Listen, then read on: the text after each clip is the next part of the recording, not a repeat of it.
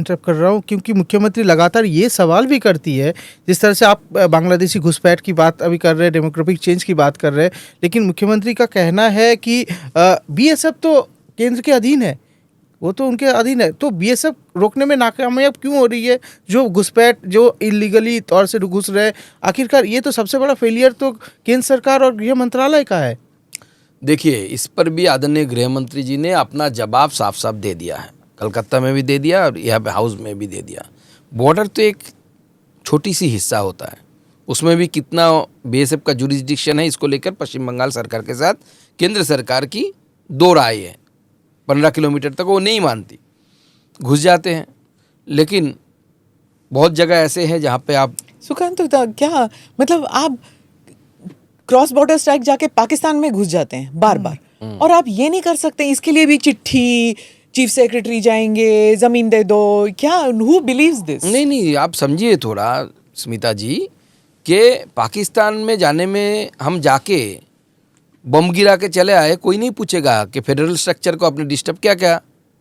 यहाँ पे आप जाइए, अगले दिन से चिल्लाने शुरू करेंगे सारे सियाल यहाँ पे कि आपने फेडरल स्ट्रक्चर को ध्वस्त कर दिया, फेडरल स्ट्रक्चर को आप खत्म कर दिया। हमारे ऑपोजिशन ही ऐसे है ना, जिनको देश से पहले पार्टी दिखती है, सत्ता दिखती है। लेकिन दादा, हमें सत्ता अगर देश के सामने सत्ता को कुर्बानी देना पड़े तो हम तैयार है। सत्ता हमें नहीं चाहिए, देश चाहिए हमें। पहले देश की आंतरिक सुरक्षा पहले जरूरी है, वो फास्ट प्रायोरिटी है। बाद में हम अपना पार्टी के लिए कुछ ना कुछ सोच लेंगे।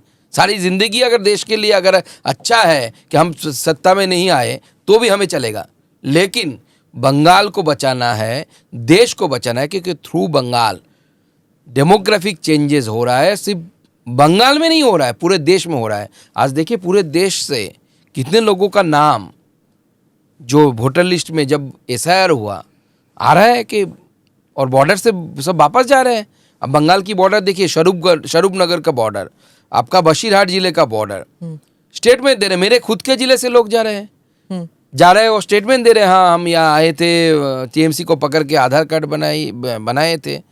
कौन एक गांव में आके आदमी बैठ गया बॉर्डर क्रॉस करके, क्योंकि बॉर्डर पोरस है। आपका जो कॉन्स्टिट्यूएंसी है बांग्लादेश से लगा हुआ है। तो आपने देखा है वहां पे डेमोग्राफिक चेंज? डेमोग्राफिक चेंज हर साल होता है यहाँ पे, वहाँ पे कुमारगंज जैसे मेरे इलाके में कुछ हिस्सा है, तो आप 2011 में और अभी के आप ये करेंगे। तो उनको कौन देता है आइडेंटिटी? लोकल जो एडमिनिस्ट्रेशन होता है।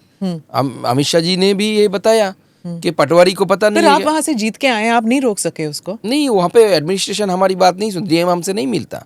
बंगाल में डेमोक्रेसी है कहाँ? मैं पूरे तो अगर आप डीएम को बोलें कि ये फला आदमी और इसका परिवार बांग्लादेशी है, आप इसको नहीं दे सकते आधार, आप इसको वोटर आईडी नहीं दे सकते, वो नहीं सुनते? नहीं, वो तो बोलेगा आपको कि बीडीओ ने हमें सर्टिफाई किया है। ब्लॉक डेवलपमेंट ऑफिसर तो कर देता है वहाँ पे। मालदा में एक ऐसा भी आया कि तृणमूल कांग्रेस का पंचायत का सदस्य जो है वो बांग्लादेश से आया हुआ है। डॉक्यूमेंट बाद में एसआईआर होने के बाद सारा निकला। तो हर तरीके से बंगाल को लेकर मुझे लगता है कि देखिए, ममता बनर्जी की जो सरकार है, ये सरकार पूरी तरीके से इसमें लगी हुई है, जैसे भी हो बंगाल को सेकंड कश्मीर बनाना। लेकिन इसको एक्सप्लेन कर दीजिए। देखिए, सेकंड कश्मीर बनाना मतलब डेमोग्राफी चेंज करो। डेमोग्राफी चेंज करो तो बंगाल कभी भी जिस तरीके से आज कश्मीर की हालत है, हमने सुधारा है बहुत कुछ, ऐसे ही हालत धीरे धीरे हो जाएगा। 1980 सेपरेटिस्ट मूवमेंट स्टार्ट करने के लिए ये कह रहे हैं आप कि बंगाल टूट जाएगा फिर से? देखिए, बंगाल की बहुत सारे ऐसे हिस्से हैं जहाँ पे डेमोग्राफी ऐसी बन चुकी है। मुझे तो छोड़ दीजिए, सेकुलर लीडर अधीर चौधरी का स्टेटमेंट है कि आने वाले समय में बांग्लादेश क्लेम कर सकता है कि मुर्शिदाबाद इज आवर पार्ट। उनका स्टेटमेंट है। मुर्शिदाबाद, मालदा, हाँ, अधीरदार ने स्टेटमेंट किया। तो अधीरदार ने तो सारा जिंदगी सेकुलर पॉलिटिक्स किया है, तो आज उनको क्यों लग रहा है ऐसा? आज क्यों लग रहा है? क्योंकि आप उनको कुछ कह रहे हैं? नहीं, डेमोग्राफी चेंज हो गई है। सालों से डेमोग्राफी चेंज होते होते ऐसे आसार आ रहे हैं, और इसमें बांग्लादेश के साथ भाषा का मेल होने के कारण जिस तरीके से रेडिकलाइजेशन बंगाल में बढ़ रहा है, इट इज़ वेरी डेंजरस।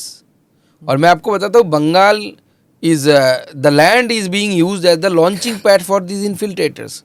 वहाँ पे ज़्यादा नहीं रहते। हाँ, अच्छा, वहाँ से निकल के वहाँ से आते हैं, वहाँ पे आके बैठ के पूरा प्लान फुली चल रहा है। आपको देखेंगे एकदम पैटर्न है इसका। हाँ। वहाँ पे आएगा, साउथ बंगाल में धामाखाली, इस इलाके से सबसे ज़्यादा होता है। धामाखाली बोल के एक जगह है, वहाँ से घुसेगा। वहाँ पे बासंती के पास एक जगह है, वहाँ पे आधार कार्ड बनने का मतलब ये बना चुका है, और एक हब जैसा बन चुका है। तृणमूल के नेता को पैसा देगा, पैसा देकर वोटर कार्ड, आधार कार्ड बनाएगा, उसके बाद वहाँ से शिफ्ट होकर बेंगलुरु जाएगा, नहीं तो आपका दिल्ली, गुड़गांव, एनसीआर जिसे बोला जाता है, एनसीआर में आएगा। ऐसे जगह पे आ जाएगा काम के लिए। और अल्टीमेटली यहाँ पर वोटर आईडी कार्ड यहाँ पे बनेगा। वोटर आईडी कार्ड हो जाएगा, गुजरात में जाएगा, हर जगह में जा रहा है, और डेमोग्राफी चेंज हो रहा है। इसलिए इसका दूसरा जो साइड इफेक्ट आ रहा है, ऐसा होने के कारण जो भारत के नागरिक हैं, मुसलमान हैं, मुर्शिदाबाद से गए हैं, सच में नागरिक है हमारे, उनको भी यातनाएं झेलना, क्योंकि सबको डाउट हो गया, सबको डर है कि अगर डेमोग्राफी चेंज हो गया। देखिए भारत, ये सच है, हम माइक पे बोलते हैं, अटल जी भी बोल के गए हैं कि India is secular because Hindus are in majority.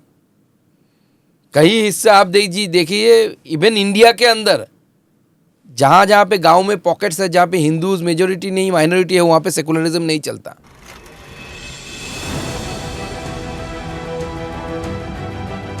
नमस्ते, जय Hind. You're watching ANI podcast with Smita Prakash. अगर हम उसको मस्जिद कहेंगे तो फिर विवाद होगा। इशू टूटा है क्या भारत? 400 पार का मतलब ये है कि संविधान खतरे में है। क्या हम लोग ये निर्देश देते हैं कि फला को गिरफ्तार करके जेल डाल दो? वही तो कह रहे हैं सब। ये बेबुनियाद निराधार आरोप। सच्चा सुनना चाहो देखो स्मिता प्रकाश ANI, it does not lie।